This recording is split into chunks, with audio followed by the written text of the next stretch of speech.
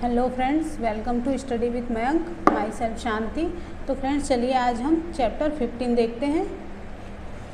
Chapter 15 में है कुछ प्राकृतिक परिघटनाएं। तो फ्रेंड्स आपने 7th में पवन, तूफान और चक्रवात के बारे में पढ़ा था। तो आपने यह जानकारी प्राप्त की थी कि चक्रवात मानव जीवन तथा संपत्ति को अत्यधिक क्षति पहुंचा सकते हैं। आपने ये भी जाना था कि कुछ सीमाओं तक हम इन विनाशकारी परिघटनाओं से अपना बचाव कर सकते हैं। इस अध्याय में हम दो ऐसे विनाशकारी परिघटनाओं मतलब त्वरित और भूकंप पर चर्चा करेंगे। ठीक है, इन परिघटनाओं द्वारा किए जाने वाले विनाशों को कम करने के उपाय पर भी चर्चा करेंगे। ठीक है फ्रेंड्स। तो फ्रेंड्स ये चैप्टर थोड़ा लंबा है तो इसको हम 2 पार्ट में कंटिन्यू करेंगे। ओके, तो चलिए शुरू करते हैं। तो फ्रेंड्स 15.1 है त्वरित। तो फ्रेंड्स आपने देखा है कि घर में जो विद्युत के तार होते हैं वो ढीले हो जाने पर या फिर जो खंभे होते हैं, बिजली के खंभे होते हैं, वो अगर ढीले हों तो उन पर चिंगारियाँ देखी होगी। और यह परिघटना उस समय बहुत अधिक हो जाती है जब मतलब हवा चलने लगती है ना। हवा चलने पर तार हिलते डुलते हैं और आपने सॉकेट में प्लग के ढीले होने पर भी चिंगारियाँ निकलते देखी होगी। त्वरित भी एक प्रकार का विशाल स्तर की विद्युत चिंगारी है। जैसे यहाँ पे कहा गया है कि त्वरित एक विशाल स्तर की विद्युत चिंगारी है। ठीक है। तो फ्रेंड्स पहले के लोग चिंगारियों का कारण नहीं समझते थे। मतलब ये जो बिजली चमकती थी या त्वरित जो है उसके जो मुख्य कारण है उसको वो नहीं समझ पाते थे और वे त्वरित से डरते थे और सोचते थे कि उन पर भगवान के क्रोध के कारण ये हुआ है ना। तो फ्रेंड्स अब हम ये जानते हैं कि बादलों में आवेश के एकत्रित होने से त्वरित पैदा होती है। ठीक है, मतलब बादलों में आवेश होता है, धन आवेश, ऋण आवेश, है ना। और ये जब इकट्ठा होते रहता है तो इससे त्वरित पैदा होती है। ठीक है, मतलब बिजली पैदा होती है।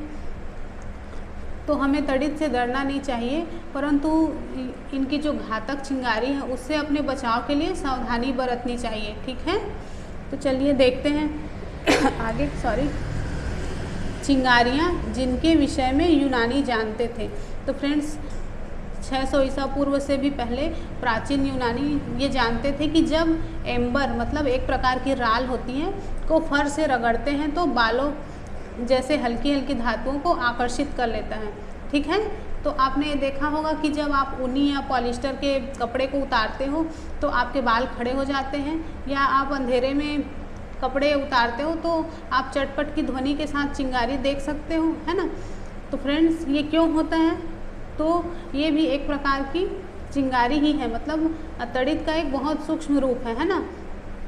तो पर ये इतना सूक्ष्म होता है कि इससे हमको कोई नुकसान नहीं होता। तो फ्रेंड्स सन 1952 में अमेरिकी वैज्ञानिक बेंजामिन फ्रैंकलिन ने यह दर्शाया कि त्वरित तथा आपके वस्त्र में उत्पन्न चिंगारी वास्तव में एक ही परिघटना है। ठीक है, 1952 में, ये 1952 है। ठीक, तो पर इस तथ्य के साकार होने में 2000 वर्ष लग गए, है ना। तो कोई भी वैज्ञानिक है जो खोज करते हैं उसमें बहुत समय लग जाता है ना, और उसके पीछे उनको बहुत मेहनत भी करनी पड़ती है। तो फ्रेंड्स अब हम विद्युत आवेश के कुछ गुणों के बारे में जानेंगे और यह भी देखेंगे कि आकाश में जो त्वरित है वो उससे किस प्रकार से संबंधित है। ठीक है, तो विद्युत आवेशों की प्रकृति को समझने के लिए आइए कुछ एक्सपेरिमेंट देखते हैं। ठीक है, पर पहले इस खेल को याद कीजिए जिसमें आपने कभी खेला होगा कि जब आप प्लास्टिक के स्केल को अपने सूखे बालों से रगड़ते थे तो जो स्केल है वो कागज़ के छोटे छोटे टुकड़ों को अपनी ओर आकर्षित करता था। खेला होगा बिल्कुल आपने, है ना, स्कूल में। तो चलिए आगे देखते हैं। 15.2 रगड़ द्वारा आवेशन, मतलब किसी भी वस्तु में रगड़ने के द्वारा उसमें आवेश उत्पन्न करना। ठीक है, तो चलिए पहले एक प्रैक्टिकल कर लेते हैं। ठीक है, तो बॉल पेन की एक खाली रिफिल लीजिए, ठीक है, और इसे तेज़ी से पॉलीथीन के टुकड़े से रगड़कर उसे कागज़ के छोटे छोटे टुकड़ों के पास लाइए। तो आप ये सावधानी रखिए कि रिफ़िल का जो रगड़ा हुआ सिरा है वो आपके हाथों या किसी धातु की किसी वस्तु से न छुए, ठीक है। तो जो एक आप जो प्रैक्टिकल कर रहे हो उसमें देखोगे कि जो बॉल पेन की रिफ़िल है जिसको आपने बाल से पॉलीथीन से रगड़ा है, तो वो छोटी छोटी सूखी पत्ती, भूसे, इन सबको अपनी ओर आकर्षित करती है ना।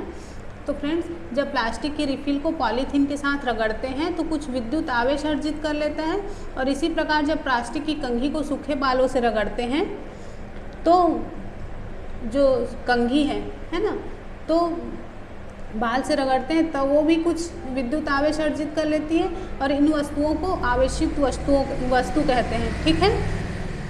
मतलब किसको आवेशित वस्तु कहते हैं? बाल को नहीं, कंघी को। कंघी में आवेश उत्पन्न हो गया तो कंघी क्या कहलाएगा? आवेशित वस्तु, ठीक है। और इसी तरह रिफ़िल और प्लास्टिक की कंघी को आवेशित करने की प्रक्रिया में पॉलीथीन तथा बाल भी आवेशित हो जाते हैं, है ना।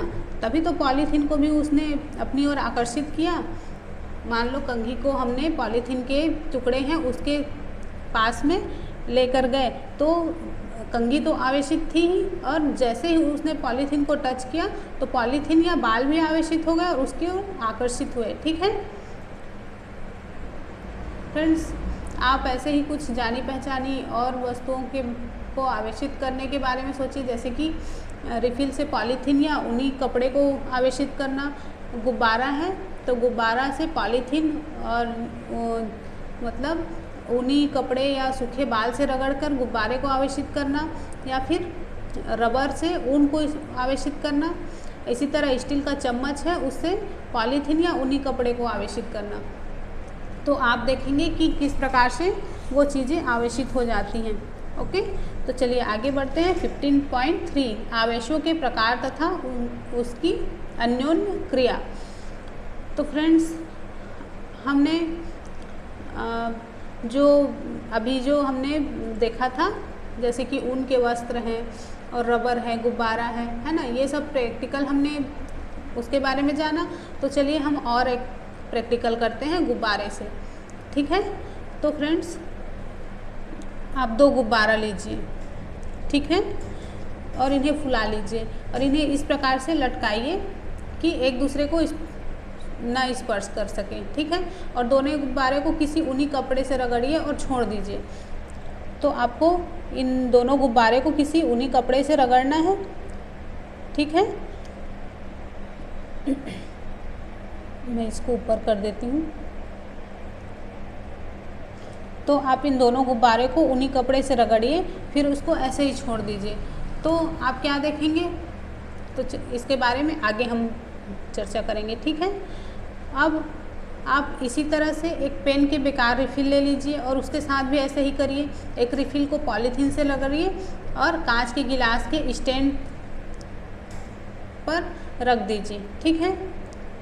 जैसे कि यहाँ पर एक जो ये रिफ़िल है, ये कांच, मतलब इसको पॉलीथीन से रगड़ना है और इसके पास में एक दूसरी रिफ़िल लेकर आना है, तब क्या होता है फिर हम देखेंगे। तो इससे आवेशित रिफ़िल के पास लेके आएंगे, ये जो है आवेशित है और ये अनावेशित है, इसके पास इसको लेके आएंगे तो हम क्या देखेंगे। तो और यहाँ पर ये सावधानी हमें और रखनी है कि जो इसका आवेशित सिरा है उसको हाथ से ना छुएं, ठीक है। तो क्या गिलास में रखे जो रिफ़िल है उस पर कोई फ़र्क पड़ता है, या दोनों रिफ़िल एक दूसरे को आकर्षित करते हैं या प्रतिकर्षित करते हैं। तो जैसे कि आपने गुब्बारों में देखा कि ये दोनों गुब्बारे एक दूसरे से दूर जा रहे हैं, मतलब एक दूसरे को प्रतिकर्षित कर रहे हैं। तो इसका मतलब क्या हुआ, समान आवेश एक दूसरे को प्रतिकर्षित करते हैं, ठीक है। और समान आवेशों के बीच अन्योन्य क्रिया। तो आपने ये देखा कि ये रिफ़िल को, मतलब जैसे ही हम आवेशित रिफ़िल के पास दूसरी रिफ़िल के लाते हैं तो उससे प्रतिकर्षित होने लगती है ना, मतलब उससे दूर जाने लगती हैं। तो ऐसी वस्तुओं को एक दूसरे के निकट लाए थे जो उसी पदार्थ से बनी थी, है ना। ये भी दोनों एक ही जैसे पदार्थ के बने हुए हैं, ये भी एक जैसे पदार्थ के बने हुए हैं। तो यदि हम 2 अलग अलग पदार्थ से बनी चीज़ों की वस्तुओं को एक दूसरे के पास में लाते हैं तो क्या होता है, चलिए देखते हैं। ठीक है। तो अब आप एक रिफ़िल को पहले की तरह रगड़कर गिलास में रखिए। अब इस रिफ़िल के पास एक फूला हुआ जो गुब्बारा है उसको लाइए। तो मतलब ये जो गुब्बारा है ये आवेशित होना चाहिए, इसको किसी चीज़ से रगड़ा हुआ होना चाहिए, ठीक है। तो आपने देखा यहाँ पर भी प्रतिकर्षण हुआ, यहाँ पर भी प्रतिकर्षण हुआ, पर यहाँ पर क्या हुआ, तो यहाँ पर ये दोनों एक दूसरे के पास आएंगे, मतलब इसमें आकर्षण होगा। तो यहाँ पर लिखा है विपरीत आवेश एक दूसरे की ओर आकर्षित होते हैं, ठीक है फ्रेंड्स। तो अब आपने ये जो क्रियाकलाप किया उससे क्या सीखा, तो हमने सीखा कि एक आवेशित गुब्बारे ने दूसरे आवेशित गुब्बारे को प्रतिकर्षित किया, है ना, और एक आवेशित रिफिल ने दूसरी आवेशित रिफिल को प्रतिकर्षित किया, परंतु एक आवेशित गुब्बारा ने दूसरे आवेशित रिफिल को आकर्षित किया। तो ये क्या बताता है कि गुब्बारे पर आवेश रिफिल के आवेश से भिन्न प्रकार की है। क्या फिर हम यह कह सकते हैं कि आवेश दो प्रकार के होते हैं, या हम यह भी कह सकते हैं कि जो सजाती हैं मतलब एक ही प्रकार के हैं, तो आवेश एक दूसरे को प्रतिकर्षित करते हैं, जबकि विजातीय आवेश मतलब भिन्न भिन्न प्रकार के आवेश एक दूसरे को आकर्षित करते हैं। जैसे यहाँ पर लिखा है सजातीय आवेश एक दूसरे को प्रतिकर्षित तथा विजातीय आवेश एक दूसरे को आकर्षित करते हैं। ये प्रूफ हो गया ना हमारे प्रैक्टिकल के द्वारा, ये प्रूफ हो गया। ये जो लाइन लिखा गया है वो, और आवेश दो प्रकार के होते हैं, तो कौन कौन से, तो धन आवेश और ऋण आवेश, ठीक है। तो फ्रेंड्स मतलब मान्यता ये है कि रेशम से रगड़ने पर कांच की छड़ जो है वो आवेश अर्जित कर लेती है ना। और ये जो आवेश होता है वो क्या कहलाता है, तो वो धन आवेश कहलाता है, ठीक है। इसी प्रकार के और जो आवेश हैं वो क्या कहलाते हैं, तो वो ऋण आवेश कहलाते हैं। तो फ्रेंड्स यह देखा गया है कि जब आवेशित कांच की छड़ को पॉलीथीन से रगड़ें और आवेशित प्लास्टिक के स्ट्रा के पास लाएं तो दोनों के बीच आकर्षण होता है। मतलब स्ट्रा और पॉलीथीन दो अलग अलग चीज़ें हैं, है ना। तो आपके विचार से प्लास्टिक स्ट्रा पर किस प्रकार से आवेश होना चाहिए, आपका यह अनुमान है कि प्लास्टिक स्ट्रा पर ऋण आवेश होना चाहिए, तो आप बिल्कुल सही हो, ठीक है। तो रगड़ने पर उत्पन्न विद्युत आवेश स्थैतिक होता है। चलिए आगे देखते हैं।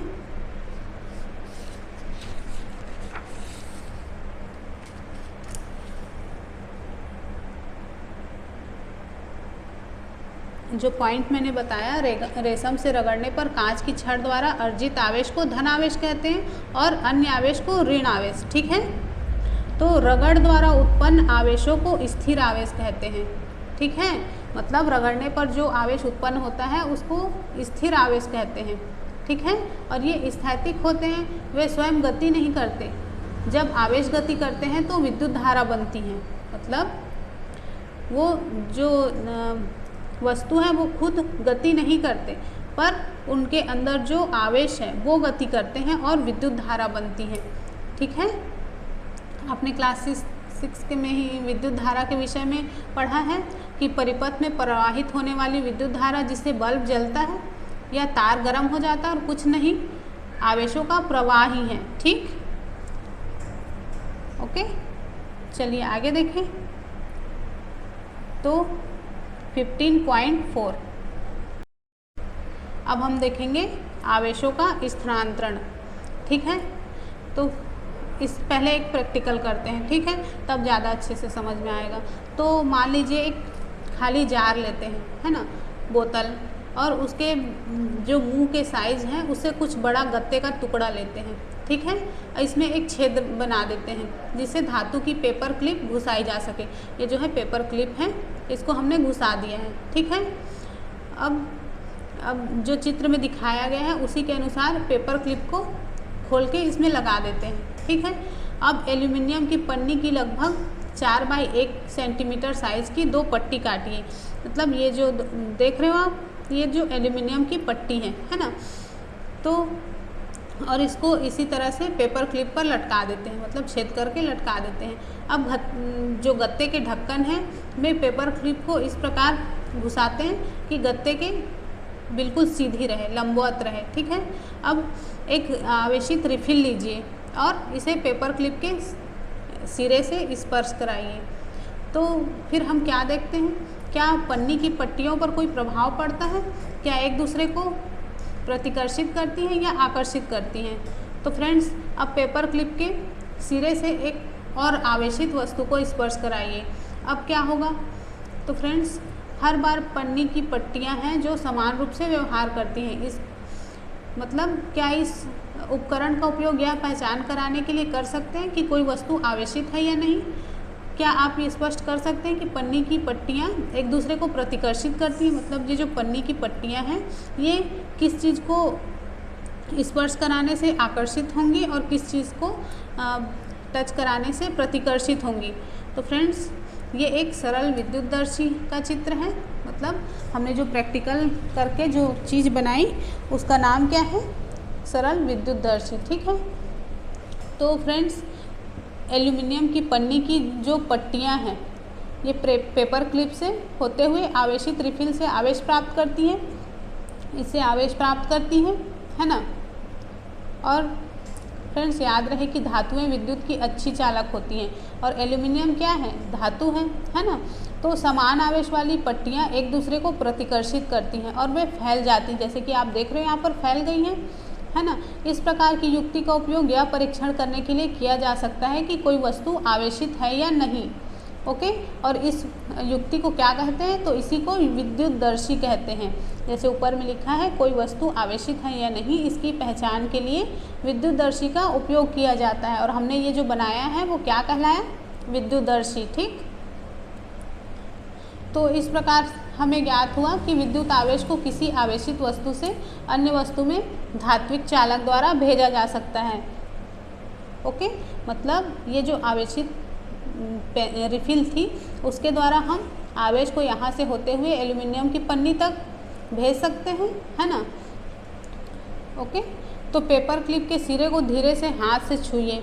ऐसा करते ही आप पन्नी की पट्टी में से एक परिवर्तन देखेंगे, वो अपनी मूल स्थिति में वापस आ जाती है, मतलब ये फिर से चिपक जाती है, पास आ जाती है। जैसे इसको आप हाथ से छुओगे तो पन्नी की पट्टियां हैं वो बिल्कुल पास आ जाएंगी।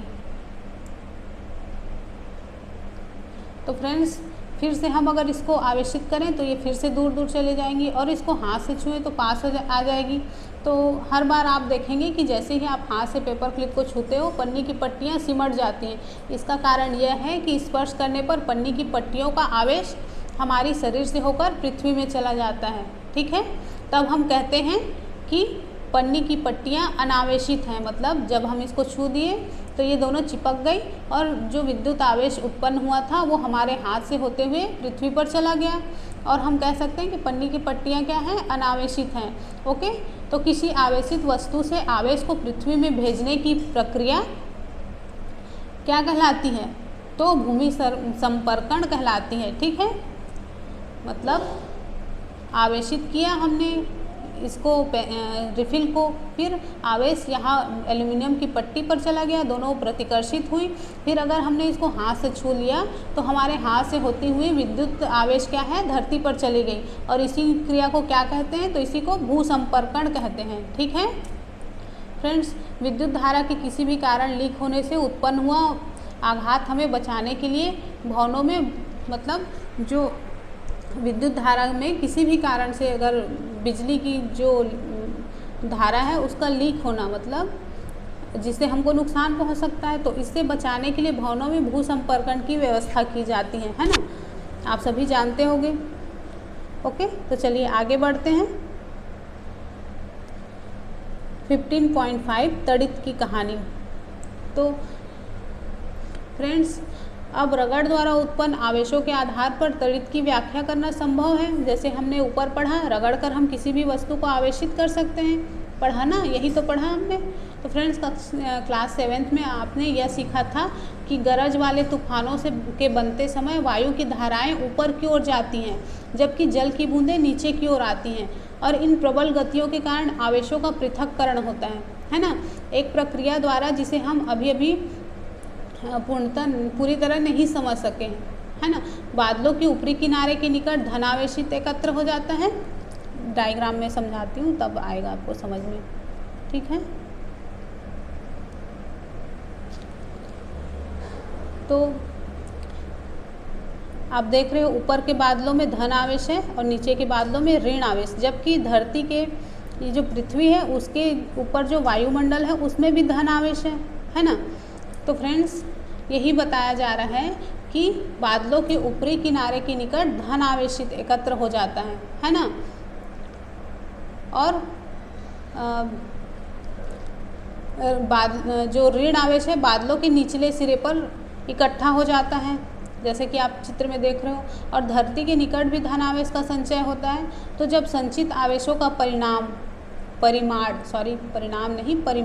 अधिक हो जाता है तो वायु जो विद्युत की हीन चालक है, मतलब वायु क्या है, विद्युत की कुचालक है या हीन चालक बोलते हैं उसी को। तो जो वायु जो है विद्युत की हीन चालक है, आवेशों के प्रवाह को नहीं रोक पाती है ना। और ऋणात्मक और धनात्मक आवेश मिलते हैं और प्रकाश की चमकीली धारियाँ उत्पन्न होती हैं, ठीक है।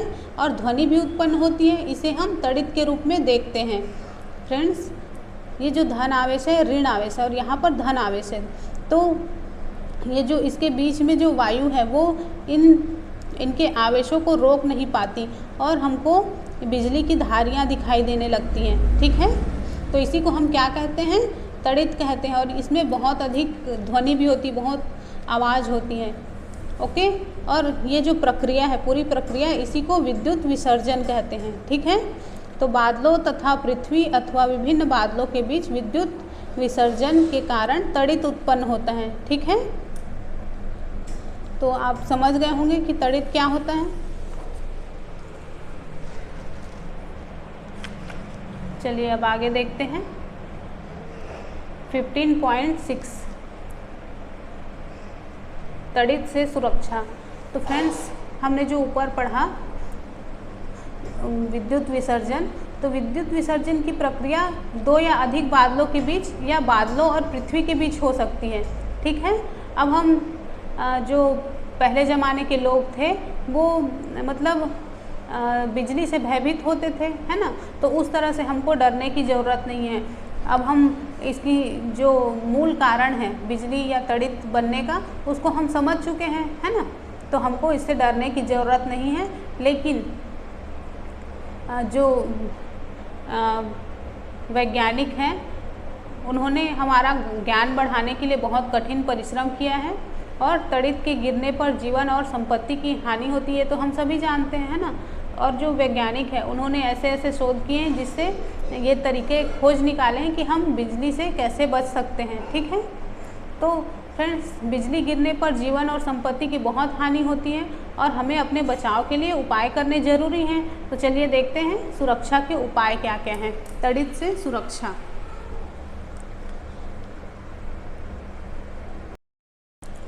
तो फ्रेंड्स तड़ित झंझा या गरज वाले तूफान के समय कोई भी खुला स्थान सुरक्षित नहीं होता, ओके। गर्जना सुनने की से मतलब गर्जना सुनी आपने जैसे ही तब वैसे आपको किसी सुरक्षित स्थान पर पहुंच जाना चाहिए, ये उसकी चेतावनी होती है, ठीक है। और जैसे ही आप अंतिम गर्जन सुने उसके बाद सुरक्षित स्थान से बाहर आने से पहले कुछ देर रुक जाइए वहाँ पे, ओके, वेट कीजिए, ठीक है। तो फ्रेंड्स सुरक्षित स्थान का पता लगाना, ओके। तो आपको किसी ऐसे सुरक्षित स्थान को देख लेना है कि जहाँ पर आपको तड़ित गिरने की, आपके ऊपर बिजली गिरने की संभावना कम हो, ठीक है। तो फ्रेंड्स कोई मकान या भवन सुरक्षित स्थान है। यदि आप किसी कार या बस द्वारा यात्रा कर रहे हैं तो वाहन की खिड़कियाँ दरवाजे बंद कर लीजिए, तभी आप भीतर सुरक्षित होंगे, ठीक है। और तड़ित झंझा के समय क्या करें क्या ना करें। तो फ्रेंड्स अगर आप बाहर खुले में हैं तो खुले वाहन जैसे मोटरसाइकिल, ट्रैक्टर है या कहीं पर निर्माण कार्य चल रहा है तो वहाँ पर जो मशीनें हैं या खुली कार है वो सुरक्षित नहीं है। खुले मैदान, ऊंचे पेड़, पार्क हैं तो उनमें हमको नहीं रुकना चाहिए, ठीक है। तो ऊंचे स्थान से तड़ित हमारी सुरक्षा नहीं करते। फ्रेंड्स तड़ित झंझा के समय छाता लेकर चलना भी कोई बुद्धिमानी नहीं है, ओके। यदि आप किसी जंगल में हैं तो छोटे वृक्षों के नीचे शरण लीजिए। और यदि आप ऐसे खुले क्षेत्र में जहाँ कोई शरण स्थल नहीं है तो आप पेड़ पौधों से मतलब वृक्षों से दूर हट जाइए, ओके। तो ज़मीन पर लेटे नहीं बल्कि ज़मीन पर सिमट कर बैठ जाइए, जैसे उखड़ू बैठते हैं उस तरह से। और अपने हाथों को घुटनों पर रख लीजिए और सिर को नीचे कर लीजिए। ठीक है, इस स्थिति में आप आघात के लिए लघुतम लक्ष्य बन जाएंगे, मतलब आपको आघात का जो चांस है वो कम हो जाएगा आपके ऊपर बिजली गिरने का। ठीक है, तो फ्रेंड्स अगर आप घर के भीतर हैं तो विद्युत उपकरणों से दूर रहें। ओके, तो फ्रेंड्स तड़ित जो है टेलीफोन के तारों, विद्युत तारों या धातु के पाइपों पर आघात कर सकती है। क्या आपको याद है तड़ित एक विद्युत विसर्जक है? तो तड़ित झंझा के समय इन्हें छूना नहीं चाहिए। ओके, ऐसे समय में मोबाइल फ़ोन या बिना डोरी वाले, मतलब बिना तार वाले फ़ोनों का, वायरलेस फ़ोनों का यूज़ अच्छा रहता है। ठीक है, पर फ्रेंड्स उस टाइम पे ये बुद्धिमानी नहीं होगी कि आप किसी ऐसे व्यक्ति को फ़ोन पर बात करो जो ये तार वाले फ़ोन से आपकी बात सुन रहा है। ठीक है फ्रेंड्स, अगर आप बहते जल के संपर्क में हो तो आपको बचने के लिए तड़ित या झंझा के समय उससे स्नान से बचना चाहिए या आप पानी वाले स्थान से दूर हट जाइए। ठीक है, और टीवी, कंप्यूटर आदि जैसे कुछ विद्युत उपकरण हैं तो उनके प्लगों को सॉकेट से निकाल दीजिए और विद्युत बल्ब, ट्यूबलाइट को जलाए रखा जा सकता है, इससे कोई हानि नहीं होती। ठीक है फ्रेंड्स, तो अब हम जानते हैं कि तड़ित आघात जीवन तथा संपत्ति को नष्ट कर सकता है। बिल्कुल कर सकता है ना। आपने इसके नुकसान के बारे में भी सुना ही होगा। तो अब हम जानेंगे तड़ित चालक क्या है। ओके, तो फ्रेंड्स तड़ित चालक एक ऐसी युक्ति है जिसका उपयोग भवनों को तड़ित के प्रभाव से बचाने के लिए किया जाता है। ठीक है, तो किसी भवन के निर्माण के समय उसकी दीवारों में उस भवन की ऊंचाई से अधिक ऊंचाई पर एक धातु की छड़ स्थापित कर दी जाती है। इस छड़ का एक सिरा वायु में खुला रखा जाता है और दूसरा सिरा काफ़ी गहराई तक ज़मीन के नीचे दबा देते हैं। ठीक है, तो धातु की छड़ विद्युत आवेश को ज़मीन तक पहुंचाने के लिए एक पथ प्रदान करती है, मतलब उसको एक रास्ता मिल जाता है कि यहाँ से आया और नीचे चला गया। ठीक है, तो विद्युत तार और जल पाइप भी कुछ सीमा तक हमारा बचाव करते हैं, पर तड़ित झंझा के समय इन्हें छूना नहीं चाहिए। ओके, तो फ्रेंड्स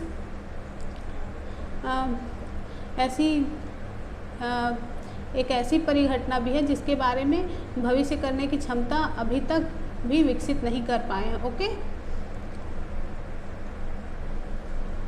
जिसका नाम है भूकंप, और इसके बारे में हम नेक्स्ट वीडियो में देखेंगे। ओके फ्रेंड्स, तो यहाँ पर वीडियो को यहीं पे ख़त्म करते हैं। ओके, आप ये देख रहे हो ये घर पर तड़ित चालक लगा हुआ है। तो फ्रेंड्स चलिए कुछ क्वेश्चन देख लें। तो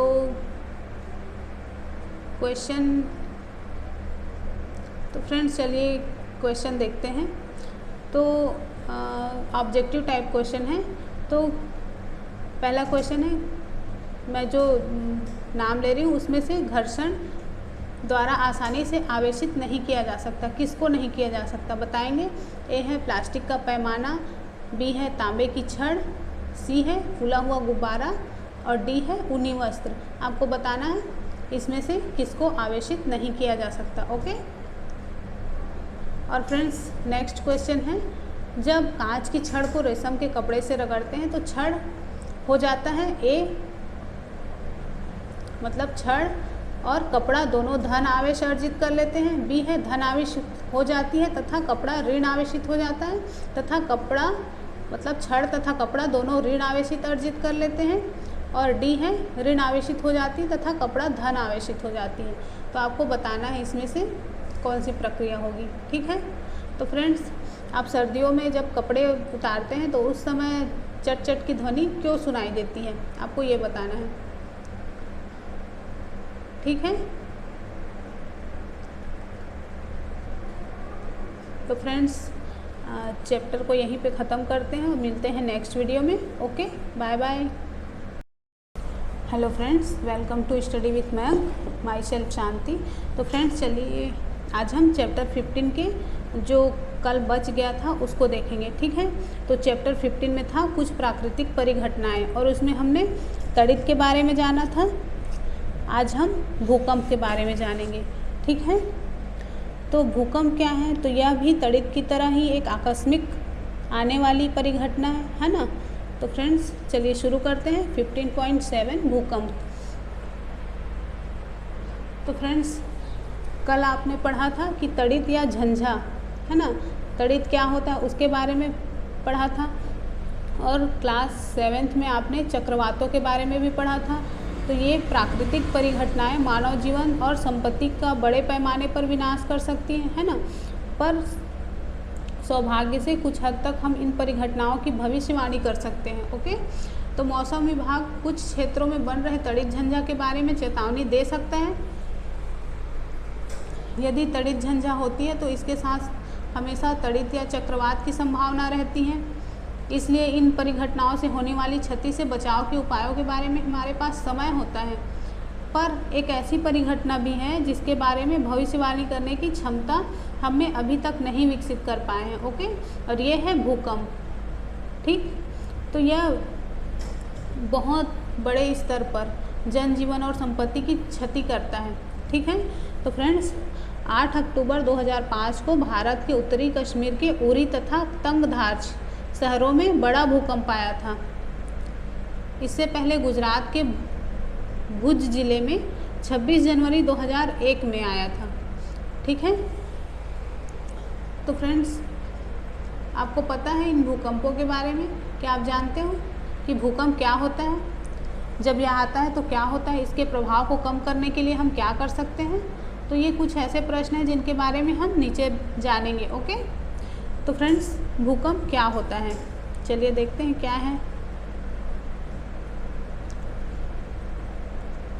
फ्रेंड्स भूकंप जो बहुत कम समय तक रहता है और पृथ्वी का कंपन या कोई झटका होता है, जब पृथ्वी की भूपर्पटी के भीतर गहराई में गड़बड़ के कारण उत्पन्न होता है। ठीक है,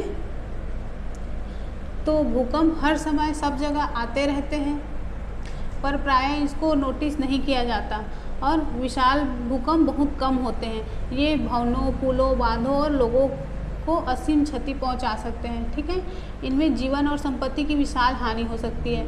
भूकंपों से बाढ़, भूस्खलन, सुनामी आ सकते हैं। ठीक है, तो 26 दिसंबर 2004 को हिंद महासागर में एक विशाल सुनामी आया था, जिससे महासागर के चारों ओर तटवर्ती क्षेत्रों में अपार हानि हुई थी।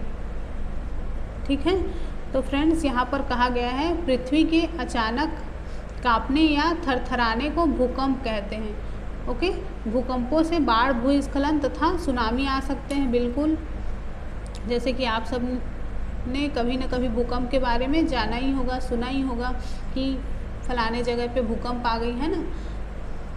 तो फ्रेंड्स चलिए देखते हैं कि भूकंप का कारण क्या होता है।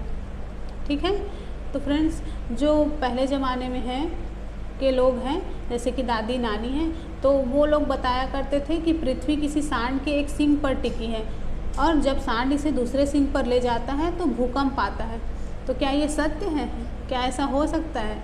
तो फ्रेंड्स उन लोगों को, पहले ज़माने के लोगों को भूकंप आने का सही कारण पता नहीं था और उनकी धारणा मनगढ़ंत कथाओं जैसे मतलब जो उनके मन में, जो उनको समझ में आता था वैसे वो किस्से कहानी बनाकर अपने बच्चे हैं या अपने जो छोटे उम्र के, उनसे जो छोटे हैं उनको बताते थे, है ना। तो फ्रेंड्स संसार के और कई भागों में इसी प्रकार की कथाएं भी प्रचलित हैं। आपने सुनी है कोई भूकंप से रिलेटेड कोई कहानी? तो फ्रेंड्स पृथ्वी के अंदर भूकंप के कारण क्या हो सकते हैं, चलिए देखते हैं। तो हम जानते हैं कि पृथ्वी के भीतर की सबसे ऊपरी सतह में गहराई की गड़बड़ के कारण भूस्पंद आते हैं, जैसे यहाँ पर लिखा हुआ है। तो पृथ्वी की इस परत को भूपर्पटी कहते हैं। ओके, जैसे नीचे डायग्राम में देखते हैं हम, अब देख रहे हो यहाँ पे कि जो ऊपरी सतह है ना, सबसे ऊपर है, उसके थोड़े से अंदर की सतह को भूपर्पटी कहा जाता है। ठीक है, उसके बाद का भाग प्रवार कहलाता है, उसके अंदर बाह्य कोड और ये आंतरिक कोड। ये क्या है? ये पृथ्वी की संरचना है। फ्रेंड्स आपने जियोग्राफी में पढ़ा होगा, है ना। तो पृथ्वी की सतह पर परत एक खंड में नहीं होती, यह टुकड़ों में बटी हुई होती है, जैसे कि आप आगे डायग्राम में देखोगे। ये जो डायग्राम है, तो पृथ्वी की सतह क्या है, जो परत है इसकी, वो एक खंड में नहीं होती, मतलब एक समतल नहीं होती, वो अलग अलग टुकड़ों में बटी हुई है। और प्रत्येक टुकड़े को क्या कहा जाता है? तो प्रत्येक टुकड़े को प्लेट कहा जाता है। ठीक है, और ये प्लेट हमेशा गति करते रहती हैं जब एक दूसरे से रगड़ खाती हैं या टक्कर के कारण। जैसे आप ये देख रहे हो डायग्राम में, तो ये जो आपको अलग अलग लाइनें, मोटी लाइनें दिख रही हैं, तो यही क्या है, प्लेट है। जैसे कि यूरोपियन प्लेट, और ये जो है इसका आवर्धित रूप, इसको बड़ा करके यहाँ पे दिखाया गया है। तो ये ऊपर वाली क्या है, यूरोपियन प्लेट, ये अरेबियन प्लेट, और ये इंडियन प्लेट। यहाँ पर अपना इंडिया है तो ये इंडियन प्लेट, ठीक है। तो आप देख पा रहे हो पृथ्वी की प्लेटें। तो चलिए आगे देखते हैं।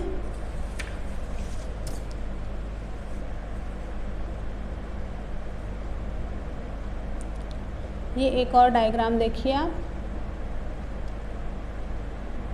तो फ्रेंड्स, ये जो प्लेटें हैं वे एक दूसरे से रगड़ खाती हैं, टक्कर के कारण ये प्लेट एक दूसरे के नीचे चली जाती हैं। जैसे कि आप ये देख रहे हो, ये एक प्लेट है और ये दूसरी प्लेट है, ये दोनों टकरा रही हैं आपस में, टकराती हुई प्लेटें, और ये रगड़ खाती प्लेटें, मतलब एक दूसरे से रगड़ा रही हैं। तो इस तरह से पृथ्वी की प्लेटों की गतियाँ होती हैं, ठीक है। तो ये जब प्लेटें एक दूसरे के नीचे चली जाती हैं तो इसके कारण जो भूपर्पटी है उसमें विक्षोभ उत्पन्न होता है, ठीक है। और यही विक्षोभ पृथ्वी की सतह पर भूकंप के रूप में दिखाई देता है, ठीक है फ्रेंड्स।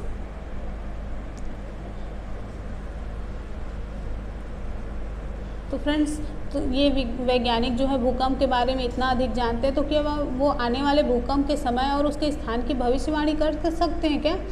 तो फ्रेंड्स, भूकंप आने के कारण निश्चित रूप से जानते हैं, है ना। फिर भी अभी तक ये संभव नहीं हो पाया है कि आने वाले भूकंप के समय और स्थान की भविष्यवाणी कर सके। ओके। तो फ्रेंड्स, जो भूमिगत विस्फोट है उससे भी भूकंप या भूस्खलन हो सकता है, ठीक है। तो पृथ्वी पर भूकंप आने की भविष्यवाणी संभव नहीं है। पृथ्वी के प्लेटों की सीमाओं पर भूकंप आने की प्रवृत्ति होती है और इन क्षेत्रों को भ्रंश क्षेत्र कहा जाता है। अब ये भ्रंश क्षेत्र क्या है इसको देखते हैं। तो पृथ्वी पर भूस्खलन ज्वालामुखी के फटने और उल्कापिंड के पृथ्वी से टकराने और भूमिगत नाभिकीय विस्फोट के कारण भी उत्पन्न होते हैं, है ना।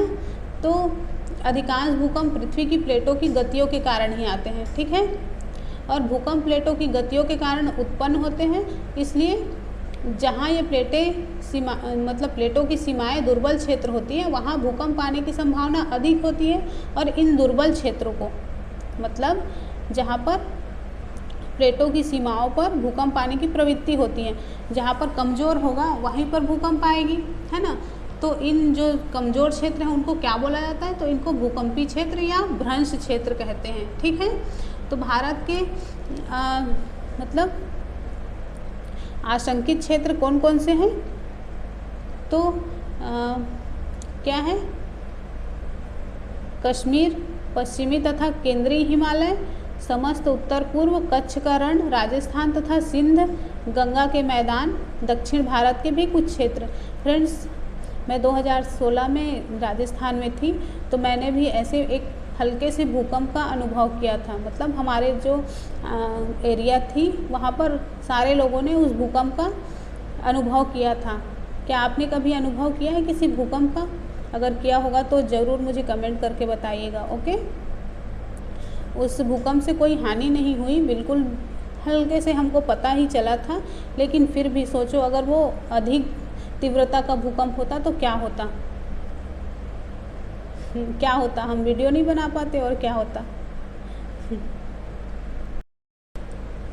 दक्षिण भारत के भी कुछ क्षेत्र भूकंप मतलब इस खतरे वाले क्षेत्र में आते हैं, ठीक है।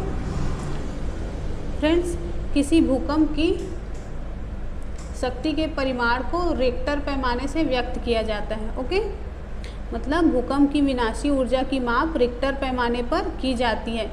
रिक्टर पैमाने पर 7 से अधिक माप वाले भूकंप जीवन तथा संपत्ति की अपार क्षति कर सकता है।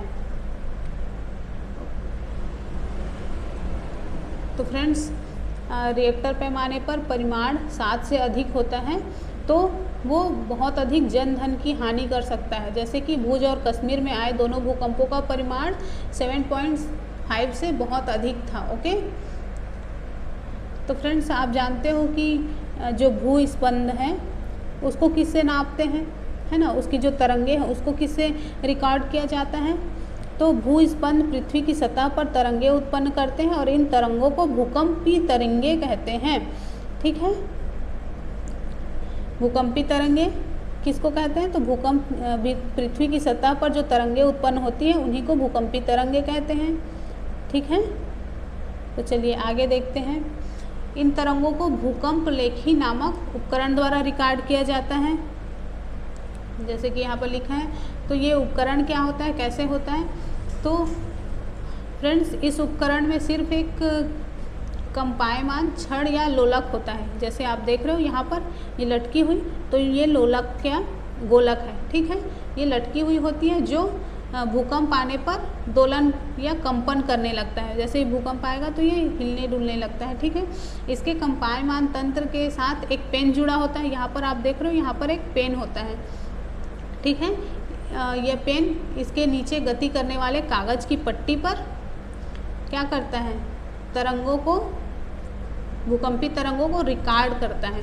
जो आप देख रहे हो इस तरह से ऐसे ऐसे लाइनें देख रहे हो, तो ये पेन के द्वारा रिकॉर्ड की जाती हैं। ठीक है, तो इन तरंगों का अध्ययन करके वैज्ञानिक भूकंप का पूरा मानचित्र बना सकते हैं। जैसा कि जो वैज्ञानिक हैं वो कहीं पर भूकंप आने पर या उससे पहले ही जांच करके इस जो पैमाने पर नापे जाते हैं, है ना, रिकॉर्ड किया जाता है, उसके आधार पर उसका चित्र भी बना सकते हैं, है ना, उसका आलेख बना सकते हैं। यहाँ पर ये जो डायग्राम है वो भूकंप लेखी उपकरण का डायग्राम है और ये एक भूकंप लेखी आलेख है। ओके, मतलब इसी तरह से हमको ग्राफ प्राप्त होता है।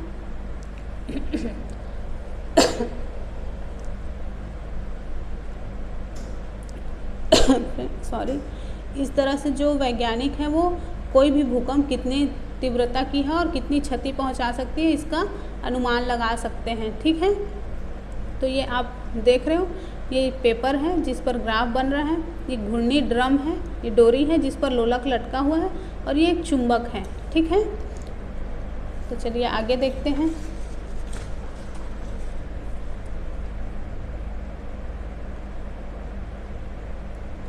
फ्रेंड्स, अब ये भूकंप से बचाव के लिए क्या करेंगे? तो हमने ऊपर जितना भी पढ़ा उससे ये सीखा कि भूकंपों की भविष्यवाणी नहीं की जा सकती। तो हमने ये भी देखा कि भूकंप बहुत ही विनाशकारी हो सकते हैं और ये आवश्यक है कि हम हर समय अपने बचाव के लिए आवश्यक सावधानियां बरतें। भूकंपी क्षेत्रों जहां पर भूकंप आने की अधिक आशंका होती है उसमें रहने वाले लोगों को उसका सामना करने के लिए विशेष रूप से तैयार रहना होता है ना। सर्वप्रथम इन क्षेत्रों के भवनों का डिजाइन ऐसे हो कि वे बड़े भूकंपों के झटकों को सह सकें और जो आधुनिक भवन प्रौद्योगिकी है इसे संभव बना सकती है ना। तो उचित है कि भवनों के ढांचे सरल हो ताकि वो भूकंप को झेल सके, है ना। तो फ्रेंड्स, इसके लिए क्या किया जा सकता है? तो किसी योग्य आर्किटेक्ट और संरचना इंजीनियर से परामर्श लिया जा सकता है ना। और अधिक भूकंपी क्षेत्रों में भवन निर्माण में भारी पदार्थों की अपेक्षा मिट्टी या इमारती लकड़ी का उपयोग अधिक अच्छा होता है। यदि ढांचा गिरे तो ज़्यादा क्षति नहीं होती, है ना। और देखें तो अलमारी वगैरह हैं उसको दीवारों के साथ जोड़कर बनाना चाहिए जिससे कि वो आसानी से न गिरे। और दीवार घड़ी, फ़ोटो फ्रेम या गीजर होते हैं जो, है ना, जिससे पानी गर्म किया जाता है, इन सब को दीवार में लटकाते समय सावधानी रखें ताकि भूकंप आने पर ये लोगों के ऊपर न गिरे, है ना। और क्योंकि कुछ भवनों में भूकंप के कारण आग लग सकती है, इसलिए यह आवश्यक है कि सभी भवनों, विशेषकर जो ऊंची इमारतें हैं, उनमें अग्निशमन के सभी उपकरण और कार्यकारी स्थिति में होने चाहिए, है ना। मतलब सबको किसी भी इमरजेंसी के लिए तैयार रहना चाहिए, ठीक है। और फ्रेंड्स, केंद्रीय भवन अनुसंधान संस्थान रुकड़ी ने भूकंप प्रतिरोधी मकान बनाने के लिए कुछ जानकारियाँ विकसित की हैं। तो क्या है देखते हैं। तो भूकंप के झटके लगने की स्थिति में अपने बचाव के लिए हमको कुछ उपाय करने चाहिए। वो क्या क्या हैं? तो पहला है, यदि आप घर में हैं तो किसी मेज़ के नीचे मतलब आश्रय ले लें या झटकों को के रुकने तक वहीं पर रहें, है ना। और ऐसी ऊंची या भारी वस्तुओं से दूर रहें जो आप पर गिर सकती हैं। यदि आप बिस्तर पर हैं तो उठे नहीं और अपने सिर का तकिए से बचाव करें, ठीक है। और सेकंड है, यदि आप घर से बाहर हैं तो भवनों और वृक्षों और ऊपर जाती हुई विद्युत लाइनों से या खुले स्थान मतलब उनसे दूर रहें या खुले स्थान में चले जाएं और या फिर धरती पर लेट जाएं। मैंने बताया था तड़ित में अगर आए, तड़ित का जहाँ पर आने की संभावना हो, बिजली गिरने की संभावना हो, वहाँ पर धरती पर लेटना नहीं चाहिए, लेकिन भूकंप आए तो हम लेट सकते हैं, ठीक है। यदि आप किसी कार या बस में हैं तो बाहर ना निकलें। ड्राइवर से कहें कि वह धीरे धीरे किसी खुले स्थान पर पहुँचे और भूस्पंदन के समाप्त होने से पहले बिल्कुल भी बाहर नहीं निकलना चाहिए, ठीक है फ्रेंड्स। तो इस तरह से भूकंप से बचाव के लिए आवश्यक सावधानी बरतनी चाहिए। ओके फ्रेंड्स, विज्ञान में बहुत से पैमानों की भांति डेसिबल एक उदाहरण है। ओके, रिक्टर पैमाना रैखिक नहीं है। इसका अर्थ यह है कि इस पैमाने पर 6 परिमाण के भूकंप की क्षतिनाशी ऊर्जा 4 परिमाण के भूकंप की विनाशी ऊर्जा से 1.5 गुनी अधिक है। वास्तव में परिमाण में 2 की वृद्धि का अर्थ है 1000 गुनी अधिक विनाशी ऊर्जा। इसलिए 6 परिमाण की किसी भूकंप की विनाशी ऊर्जा 4 परिमाण के भूकंप की तुलना में 1000 गुनी अधिक होती है, ठीक है। तो फ्रेंड्स, यहाँ पर ये आपका चैप्टर भी ख़त्म होता है। अब यहाँ पर हम एक क्वेश्चन देखते हैं। तो आप भारत के उन राज्यों की सूची बना सकते हैं या उन राज्यों के नाम बता सकते हैं जहाँ पर भूकंप के झटके अधिक संभावित हैं। तो फ्रेंड्स, आप कमेंट करके बताइएगा कि कौन सी जगह है जो भूकंप जहाँ पर ज़्यादा आने की संभावना होती है। ओके,